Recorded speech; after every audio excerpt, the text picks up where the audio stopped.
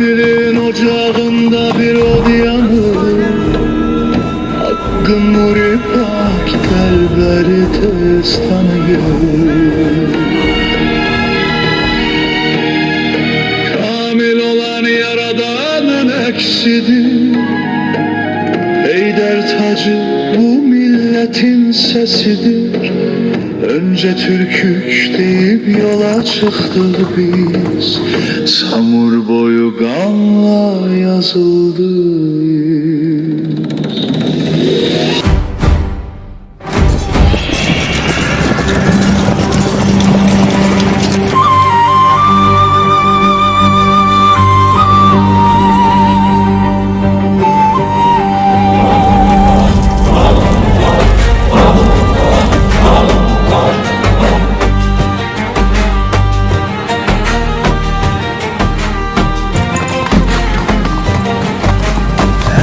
Dilin ocağında bir od yanır.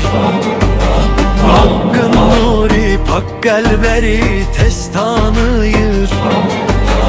Kamil olan yaradanın eksidir. Eyder tacı bu milletin sesidir. Önce Türkük deyip yola çıktık biz. Samur boyu kanla yazıldı. Kızıl gül verip her dostun içinde bir hanislik. Sevgi bir sınavdır, tale bir oyun. Bir yanı duadır, bir yanı kan gölü. Tahtlar titreyir, saraylar duman.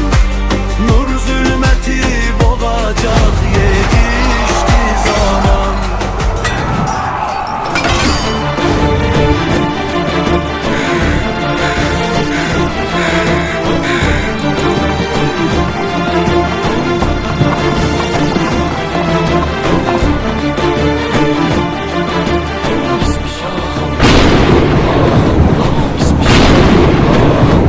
Her bir dövüş bir imtihan. Bizim dövüşümüz hak güçün olacak. Unutmayalım. Biz önce Türk, sonra Müslüman. Bu eser daha önce yazılmış olan Fatihler Səltənəti əsərinin davamıdır. Hadisələri, obrazları daha yaxşı anlamaq üçün məsləhətdir ki, digər əsəri də əldə edəsiniz.